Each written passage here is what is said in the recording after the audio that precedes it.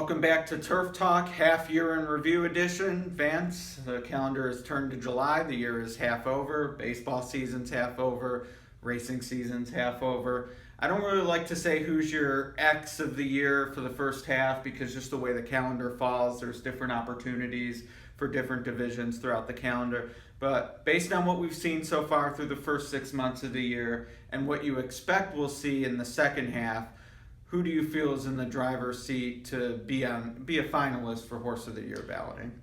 Well, obviously you have to look at Beholder, champion older female last year. She started off her season this year pretty well.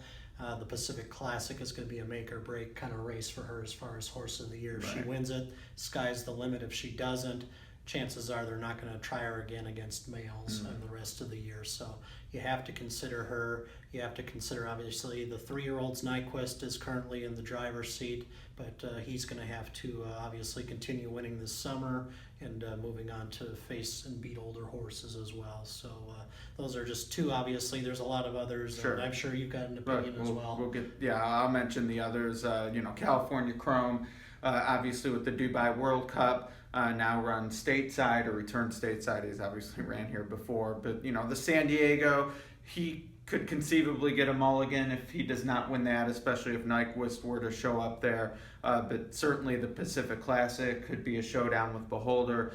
I have a feeling, based on the way Tepin's run, the other name I'll mention, it's going to take a Breeders' Cup Classic win from a California Chrome, Frosted, Beholder, Nyquist, Exaggerator to dethrone Tepin. Because if she were to run the table and one of those did not close the deal in the Classic, based on what we've seen with Wise Dan in very recent memory, she's going to be Horse of the Year, assuming she also wins out. Yeah, those two horses, Cal Chrome and Tepin, you can't argue with their major chances, and they might even be favored over Beholder at this point, who is the first horse I mentioned. Sure. But, I'd even throw in a long shot here, and I would throw in Flintshire, who I thought was very impressive, winning the Manhattan. Both you and I voted for Kate Blanco a few years ago, futilely, in a Horse of the Year vote. But I voted for Little Mike. Yes, you the did. year after that. Absolutely, and so if he runs the table, which I think he's certainly capable of doing, I mean, he's going to run in maybe the Sword Dancer or Arlington Million, then go on to the Breeders' Cup Turf. And, he's going to have a lot of help along the way. All of the major horses are going to have to fall by the wayside. And even then, he's a kind of horse that few voters are necessarily going to go searching for, for a Horse of the Year candidate. Right. But for me, I'm fairly open-minded when it comes to Horse of the Year as far as which division they're plucked from other than 2-year-olds.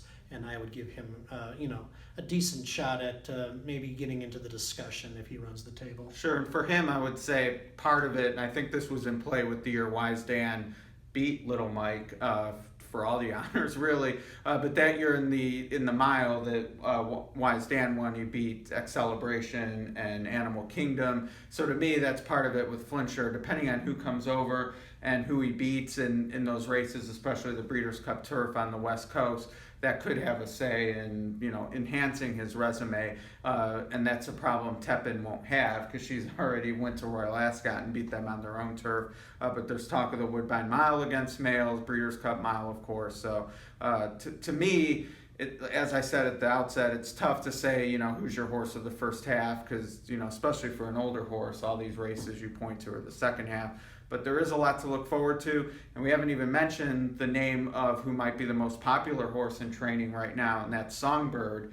And you brought up an interesting point, I thought, with Beholder. If she were not to win the Pacific Classic, it wouldn't necessarily be the worst thing in the world for racing fans, because if they decide to stay against females, could set up a showdown with Songbird and the Distaff. Oh, that would be an awesome showdown, but it certainly wouldn't affect the division races, obviously. Right. Those two would be the natural winners of their respective divisions, but as far as an actual showdown between the two at Santa Anita, that would be such a huge day, and that would really spice up the Breeders' Cup Friday program for sure. Yeah, no question. Well, a lot has to happen before we get there, and certainly if Beholder is in a position to be Horse of the Year and beat males in the Classic, we would want to see that too. So, but a consolation prize for Songbird waiting, because I do not think Songbird has males on the agenda this year. No. We discussed this last week. It obviously looks like Saratoga and then probably the Cotillion at Philly Park or the Spinster at Keeneland as a prelude to the Breeders' Cup Distaff, which is fine.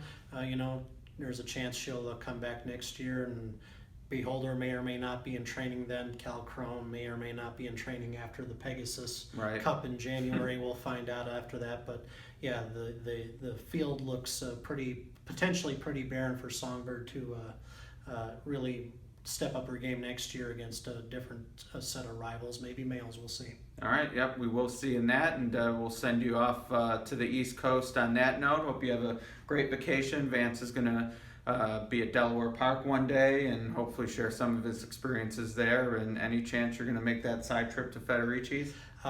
Absolutely. I think Freehold is on the agenda at some point, at least to see the harness track, and I will convince the family to stop by and have a pie. So I'm looking forward to it. I've gone, I think I've been there 3 times now. Was there when the Breeders' Cup was at Monmouth, made sure to go when I was there for American Pharoah's Haskell, and my first time there was in 2000 when I went to the Hambo in Haskell, and worth the detour for those going to those racetracks, but sounds like it might even be on the way for you. Oh yeah, it's definitely on the way, and I'm glad you and Frank Miramati has tweeted out pictures of their fine cuisine, and I look forward to eating it myself. All right, well, we'll look forward to hearing the experience and certainly talking some races upon your return. I'm sure James will fill in ably for you until then. This has been Turf Talk.